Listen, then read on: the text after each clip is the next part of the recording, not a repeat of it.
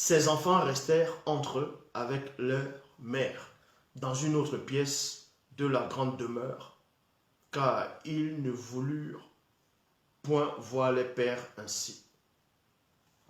Tous ses employés sur ce qui était arrivé à Thémousia, sur que tout ce qui était arrivé de Thémousia émanait du monde des esprits. Donc, ses employés, ils ont su que ce qui arrivait à les boss, à les patrons, à les chefs, venait du monde des esprits. Et vous comprenez ici que le monde des esprits esprit écrit avec un E minuscule, donc venait du monde occulte. Eux, ils ont su cela. Et ils ont su cela. Quelques-uns d'entre eux prirent des chevaux et allaient voir les amis intimes de Thémousia afin de les informer de la situation. Cela, vous voyez,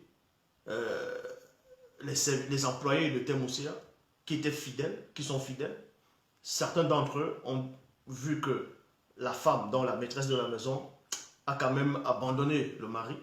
Les enfants ne veulent pas voir les pères dans cet état. Eux-mêmes, en tant qu'employés, le boss les dépasse spirituellement. Mais ils comprennent néanmoins que ça ne vient pas de l'Oba. Ça ne vient pas du verbe de l'Oba. Mais que le patron, là où il est là, il a quand même une autre logique qui n'est pas bien. Maintenant, ils se disent, bon, on va aller voir les amis intimes de Thémousia pour qu'ils viennent le reconforter et le faire sortir de cette situation.